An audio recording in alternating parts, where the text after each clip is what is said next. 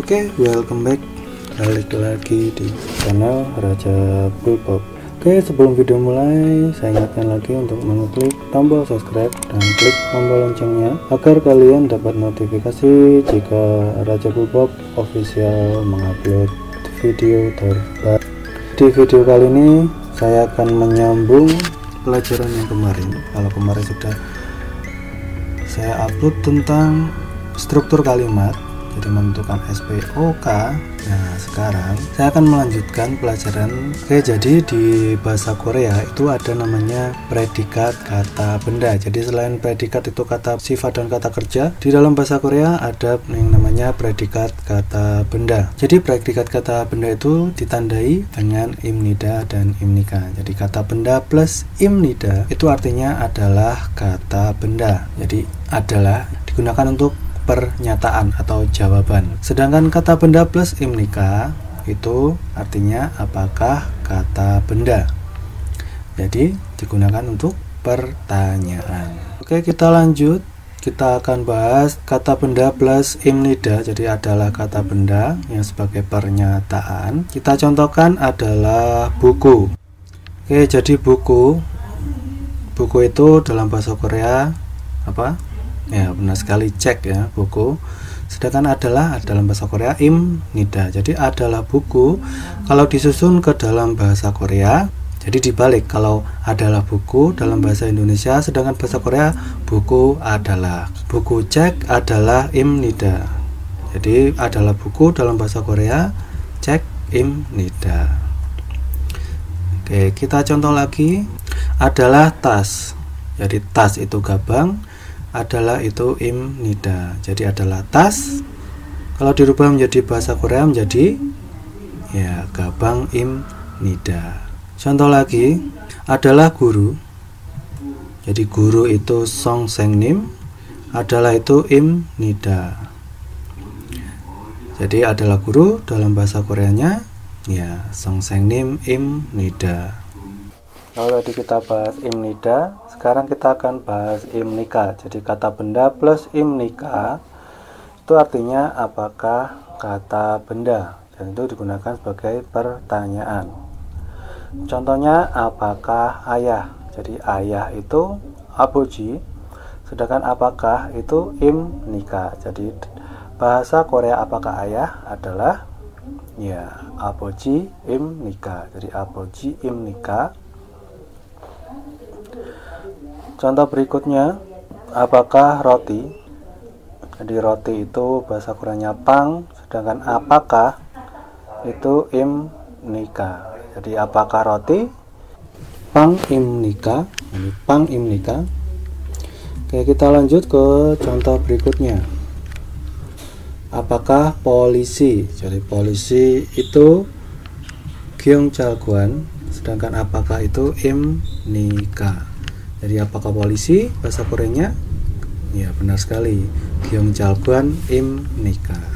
Oke, jadi predikat kata benda, jadi di dalam bahasa Korea itu ada dua. Tadi kata benda plus imnida artinya adalah kata benda yang digunakan untuk pernyataan. Sedangkan yang kedua kata benda plus imnika artinya apakah kata benda, digunakan untuk pertanyaan. Oke, sampai di sini cukup jelas ya penjelasan tentang predikat kata benda. Jadi predikat dalam bahasa Korea itu yang pertama ada predikat kata kerja. Ya, contohnya seperti makan, minum, bekerja, membaca. Yang kedua ada predikat kata sifat. Jadi yang kata sifat besar, kecil, murah. Dan yang terakhir yang tadi kita bahas adalah predikat kata benda. Jadi kata benda plus imnida dan kata benda plus imnika. Oke, kita lanjut ke penanda subjek. Jadi penanda subjek itu ada dua. Jadi dilihat dari huruf akhir. Ingat ya, huruf akhir. Jadi ada dua. Jadi konsonan dan vokal. Jadi kalau konsonan itu ditambah i, sedangkan vokal itu ditambah ga. Contohnya kita ambil kata ibu. Ibu dalam bahasa Korea ya benar sekali, omoni. Jadi kita lihat omoni i. Jadi kita lihat huruf ya, huruf akhir, karena di situ i, maka i itu termasuk vokal. Kalau vokal berarti ditambah ya benar sekali ga ya. Jadi bacanya omoniga. Oke, contoh yang kedua kita ambil kata adik. Adik dalam bahasa Koreanya ya benar sekali dongseng. Kita lihat dongseng berakhiran iyang. Iyang itu termasuk ya konsonan. Jadi kalau konsonan maka ditambah ya benar sekali i ya. Jadi bacanya dongsengi. Jadi dongsengi. Jadi selain penanda subjek i dan ga, itu ada juga en dan nen. Jadi kalau konsonan ditambah en, sedangkan vokal ditambah nen. Contohnya tadi omoni, jadi berakhiran vokal, maka kita tinggal menambahkan ya benar sekali nen, jadi omoninen. Sedangkan dongseng karena berakhiran konsonan, maka kita tinggal menambahkan en, jadinya ya dongsengen. Oke, kita lanjut ke kata tunjuk. Jadi dalam bahasa Indonesia itu kata tunjuk itu ada 3. Jadi ini, itu, dan itu jauh. Jadi ini itu dekat dengan pembicara, sedangkan itu dekat dengan pendengar, dan itu jauh, jadi jauh dari dua-duanya. Maksudnya dua-duanya ini apa? Pembicara dan pendengar. Kalau dalam bahasa Indonesia tadi ada ini, itu jauh, sedangkan dalam bahasa Korea juga ada 3. Jadi ini itu diartikan i, itu diartikan ge, dan itu jauh diartikan jo. Jadi i, ge, jo. Tadi kata tunjuk dalam bahasa Indonesia itu ada ini, itu jauh. Sedangkan bahasa Korea i, ge, dan jo. Kita lanjut ke kata ganti benda. Jadi di dalam bahasa Korea itu ada istilah kata ganti benda. Ya, jadi kalau kita tidak mengetahui benda itu namanya apa, jadi kita bisa menggunakan kata ganti benda. Jadi dalam bahasa Korea kata ganti benda itu adalah ya got ya, got. Ada juga dalam bahasa Korea kata ganti orang. Jadi kita tidak mengenal orang itu, kita bisa memakai dengan kata ganti orang saram yang biasa digunakan, atau yang lebih sopan yaitu bun. Ada lagi kata ganti tempat. Jadi ada sini, situ, dan sana. Jadi ada sini, situ, dan sana. Sini itu yogi, situ itu gogi, dan sana itu jogi. Jadi kata ganti tempat selain good, tadi kalau kata ganti benda itu got, kalau kata ganti tempat itu good. Ada kata tunjuk ini, itu jauh, jadi i ke jo, dan kata ganti tempat jadi sini, situ, sana, jadi yogi, gogi, dan jogi. Oke.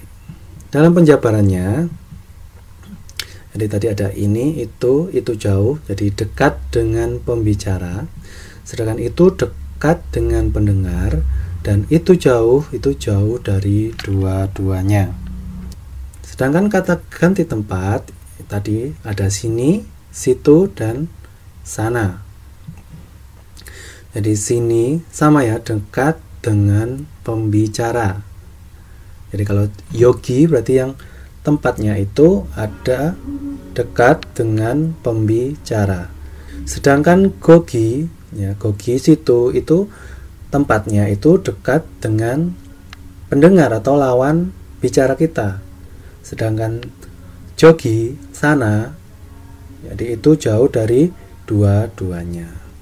Oke, biar lebih mengerti kita akan gunakan gambar ya. Jadi dekat dengan pembicara, dekat dengan pendengar, lalu jauh dari dua-duanya. Tadi ada yang dekat dengan pembicara itu sini, kemudian dekat dengan pendengar itu situ, dan jauh dari dua-duanya itu sana. Jadi sini itu bahasa Koreanya yogi, situ gogi, dan sana jogi. Kemudian tadi ada kata tunjuk ini, i, itu, jadi dekat dengan pendengar itu ge, dan jauh dari dua-duanya itu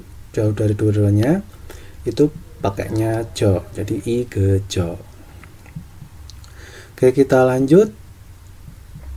Yuk, kita akan membuat kalimat. Jadi kita udah belajar kata ganti benda, kata tunjuk, kata ganti tempat, predikat, kata benda. Jadi kita kali ini langsung akan membuat kalimat yang agak lebih panjang ya.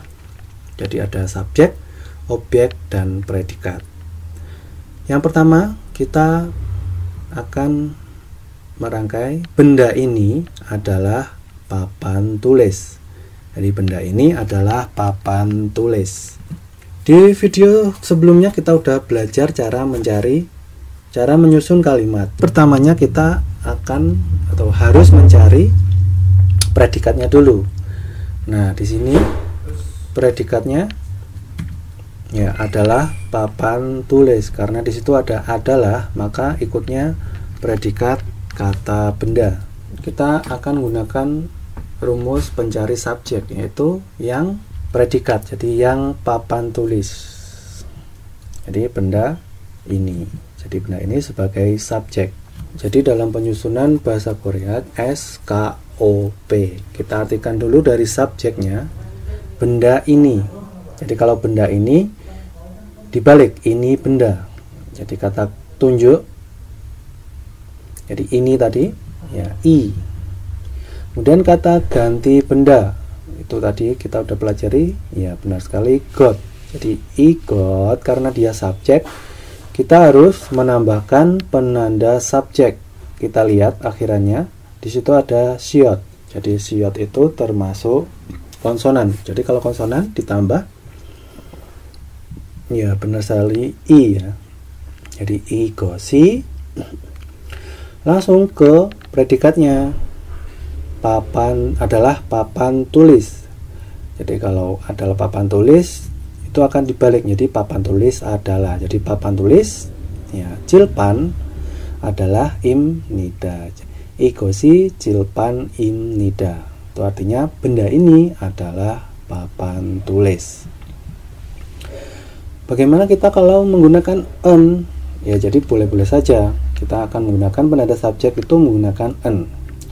Jadi prinsipnya sama, karena di situ berakhiran siot, maka kita akan menambahkan, ya benar sekali, en ya. Jadi igosen sama cilpan im nida.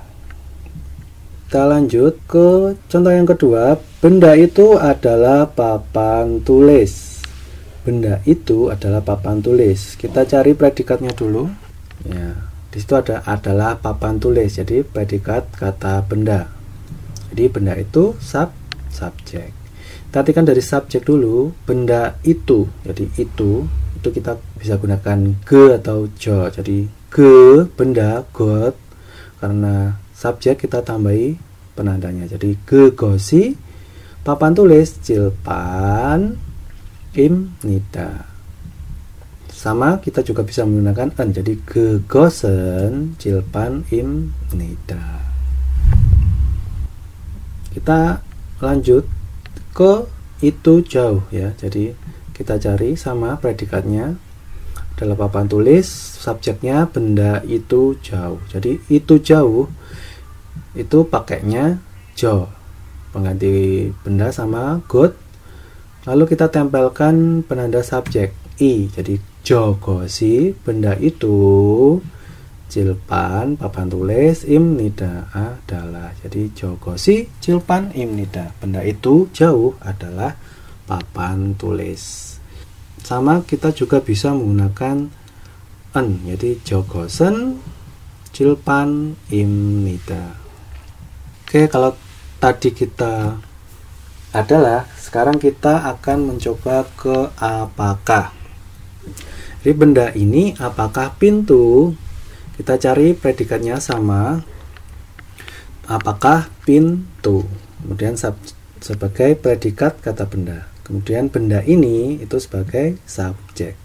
Kita Kita artikan dari benda ini. Jadi benda ini I, benda got, penanda subjek I, jadi I gosi. Apakah pintu? Pintu mun. Apakah im nika? Jadi I gosi mun im nika. Jadi benda ini apakah pintu? Kita juga bisa menggunakan en. Jadi I gosen mun im nida. Next, benda itu apakah jendela? Jadi benda itu apakah jendela? Ya, predikatnya apakah jendela. Kemudian subjeknya benda itu. Jadi benda itu ke, benda got, penanda subjek I. Jadi ke gosi, jendela, changmun apakah im nika. Jadi ke gosi, changmun im nika. Kita juga bisa menggunakan penanda en. Jadi ke gosen, changmun im nika. Ini ke gosen, changmun im nika. Jadi benda itu apakah jendela? Selanjutnya, benda itu jauh apakah dompet? Kita cari predikatnya dulu. Jadi apakah dompet? Dan benda itu jauh subjek. Ya, benda itu jauh jo. Benda got, penanda subjek I. Jadi jo gosi. Dompet jigap apakah im nika. Jadi jogosi jigap im nika. Jadi benda itu apakah dompet? Kita juga bisa menggunakan on ya. Jadi jogosen jigap im nika. Jadi benda itu apakah dompet? Kita lanjut ke contoh berikutnya. Buat kalimat berikutnya, orang ini adalah guru. Orang ini adalah guru. Sama, kita cari predikatnya dulu. Ya, adalah guru. Orang ini kita artikan dari orang ini ini orang, saram karena dia subjek dan berakhiran konsonan maka ditambah ya I. Jadi I sarami. Guru songsengnim adalah im nida. Jadi I sarami songsengnim im nida. Kita juga bisa menggunakan penanda subjek en atau nen. Jadi I saramen songsengnim im nida. Kita lanjut ke kalimat berikutnya. Orang itu adalah polisi. Sama, penanda subjek. Sama, kita cari dulu predikatnya adalah polisi. Orang itu subjek. Jadi orang itu ke orang, saram penanda subjek I. Jadi ke sarami. Polisi Gyeong Jalguan adalah im nida. Bisa juga pakai penanda enen. Jadi gesaramen Gyeong Jalguan im nida. Next, orang itu jauh adalah dokter. Jadi kita cari dulu predikatnya adalah dokter. Kemudian subjeknya orang itu. Orang itu jauh jo. Orang got penanda subjeknya I. Jogosi itu jauh jo. Orang saram penanda subjek I. Jadi jo sarami. Dokter Isa adalah im nida. Bisa juga pakai penanda en dan nen. Jadi jo saraman Isa im nida. Nah lanjut, kalau tadi im nida sekarang kita pakainya im nika. Tanya. Oke, jadi orang ini apakah ayah? Kita cari dulu predikatnya. Jadi apakah ayah? Subjeknya orang ini. Jadi orang ini I, orang saram. Penanda subjek I, jadi I sarami. Ayah aboji apakah im nika. Kita juga bisa pakai en. Jadi I saramen aboji im nika. Oke, kita lanjut ke orang itu apakah nenek. Di predikatnya apakah nenek.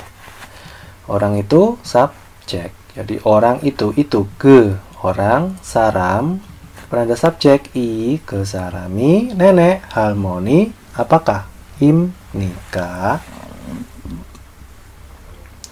Nenek apakah im nika. Bisa juga pakai en. Gesaramen harmoni im nikah. Lanjut, orang itu jauh, apakah ibu? Jadi cari dulu predikannya, apakah ibu.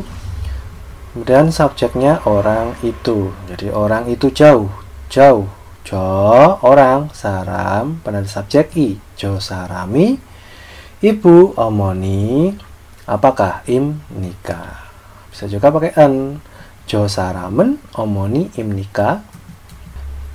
Oke, jadi itu beberapa contoh membuat kalimat dengan struktur SP, jadi cuma subjek dan predikat. Kita akan membuat kalimat.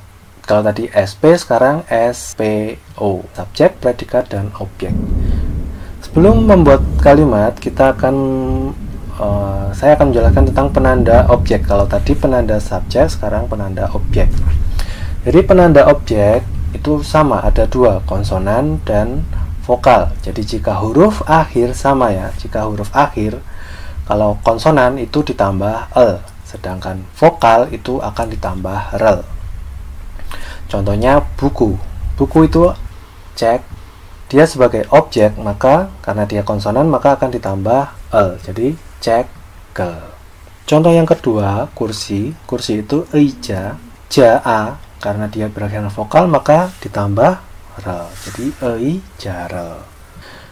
Kita lanjut ke kata kerja bentuk formal. Jadi langkah yang pertama kita harus menghilangkan da. Kemudian kita lihat huruf akhirnya masih sama, tetap kita lihat huruf akhir. Jadi dilihat dari konsonan. Kalau konsonan dia akan ditambah sem nida. Sedangkan vokal dia akan ditambah biep nida. Contohnya makan. Makan itu mokta. Kita hilangkan dulu danya. Lalu kita lihat akhirannya apa? Giok. Giok itu konsonan. Kalau konsonan maka akan ditambah, ya benar sekali, sem nida. Jadi bacanya moksem nida. Contoh yang kedua, minum. Minum itu masida. Kita hilangkan ya danya. Berakhiran i itu vokal, maka ditambah biep nida. Jadi masim nida. Apakah cuma kata kerja aja yang dalam bentuk formal? Tidak. Kita juga bisa menggunakan kata sifat. Jadi kata sifat bentuk formal. Jadi kita pertama hilangkan danya. Lalu kita lihat jika huruf akhirnya konsonan maka ditambah sem nida dan vokal ditambah biep nida. Contohnya panas. Panas itu dopta. Kita hilangkan danya. Karena dia berakhiran konsonan biep maka ditambah sem nida. Jadi bacanya dop sem nida. Yang kedua besar, keda. Keda kita hilangkan danya. Lalu kita lihat huruf akhirnya apa? Itu termasuk vokal, maka ditambah biep nida. Jadinya kem nida. Yuk kita akan membuat kalimat. Ibu makan semangka. Jadi langkah yang pertama masih sama, kita akan mencari predikat. Predikatnya kata benda atau kata kerja, bisa juga kata sifat. Yuk kita ibu makan semangka. Jadi di situ ada melakukan pekerjaan yaitu makan. Kan itu sebagai predikat. Setelah kita mendapatkan predikat, kita bisa mencari subjek dengan rumus yang predikat. Kemarin sudah saya jelaskan di video sebelumnya tentang bagaimana cara mencari subjek objek. Jadi bagi kalian yang ketinggalan, silakan linknya sudah saya siapkan di kolom deskripsi. Yuk kita cari ke subjeknya. Jadi dengan rumus yang predikat. Tadi predikatnya makan. Jadi yang makan ya ibu. Jadi ibunya subjek. Setelah itu kita bisa juga mencari objek dengan rumus yang dipredikat. Jadi yang dimakan. Yang dimakan apa?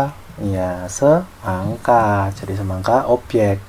Jadi kita tinggal menyusunnya sesuai pola kalimat bahasa Korea. SKOP. Jadi kita cari subjeknya dulu. Ibu itu omoni.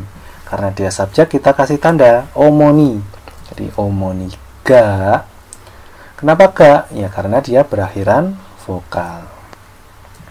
Omoniga kita ke SKOP karena nggak ada keterangan, kita ke O, objek. Jadi di situ objeknya semangka. Semangka bahasa Koreanya, ya benar sekali, subak. Ini subak. Jangan lupa kita tempel penanda objek karena dia sebagai objek. Jadi setiap membuat kalimat kita harus menempel kata itu dengan penanda. Jadi seumpama penanda subjek ya ditambahi penanda subjek, penanda objek ya objek, predikat ya predikat. Jadi subak karena dia sebagai objek dan berakhiran konsonan maka ditambah, ya benar sekali, jadi subakel, makan itu mokta. Jadi dalam membuat kalimat itu tidak bisa kita dalam bentuk kamus, kita rubah ke bentuk formal atau informal. Jadi mokta kita hilangkan danya, berakhiran konsonan maka ditambah, ya benar sekali, semnida. Jadinya omoniga subakel moksemnida. Jadi ibu makan semangka. Jadi kalau kita mengartikan ke dalam bahasa Indonesia, kita gunakan rumus SPOK. Jadi subjek, kemudian predikat. Jadi omoni, jadi ibu, langsung ke belakang, moksemnida, makan, kemudian ke depan, subak semangka. Bagaimana kalau kita menggunakan penanda subjeknya en apa nen? Apakah bisa? Ya bisa. Kita tinggal mengganti saja tadi ga dengan en apa nen? Ya benar sekali, nen ya, karena dia vokal. Jadi omoninen subakel moksemnida. Lanjut, adik membeli susu. Kita cari predikatnya dulu. Ya, mana predikatnya? Ya benar sekali, membeli. Kalau tadi kita mencari subjek, apakah bisa kita menjadi objek dulu? Bisa saja. Jadi syarat yang mutlak yang pertama itu harus mencari predikatnya dulu. Kalau predikatnya ketemu, itu bisa menjadi subjek atau objek. Jadi bebas ya. Yuk kita coba cari objeknya. Jadi dengan rumus yang di predikat. Jadi yang dibeli. Yang dibeli itu apa? Susu. Ketemu objek. Kemudian subjek dengan rumus yang predikat. Yang membeli. Yang membeli ya adik. Jadi kita susun adik, jadi dongseng. Kita tempel penanda subjeknya dongseng karena dia berakhiran konsonan, maka ditambah i, jadi dongsengi. Lanjut ke objek susu, uyu karena dia berakhiran vokal, maka kita tambah i, elaparel. Ya, kita tambah rel. Jadi uyurel, membeli itu sada. Kita hilangkan, ya da. Kemudian kita lihat huruf akhirnya a itu vokal, maka ditambah biep nida. Jadinya dongsengi uyurel sam nida. Bisa juga kita memakai en atau nen karena dongseng berakhiran konsonan, maka kalau kita menggunakan en atau nen itu pakainya ya benar sekali en ya. Jadi dongsengen uyurel samnida. Jadi dongseng adik, samnida membeli uyu susu. Lanjutnya kakek membaca buku. Kita cari predikatnya, membaca. Yang dibaca buku, yang membaca kakek. Ya mudah kan? Jadi, caranya seperti ini. Jadi predikat dulu, kita mau mencari objek atau subjek, yaitu belakangan.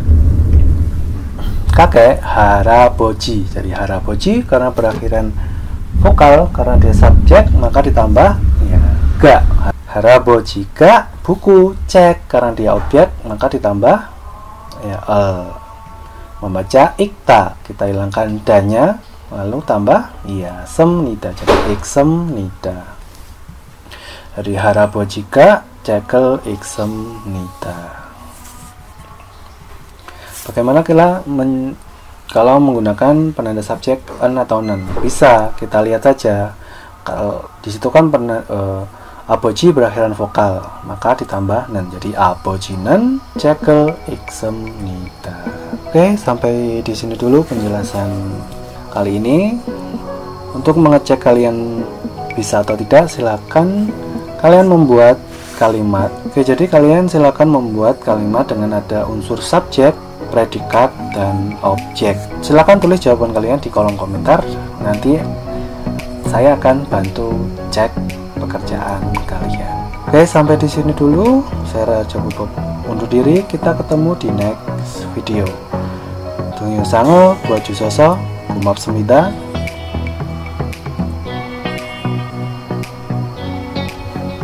Annyeong.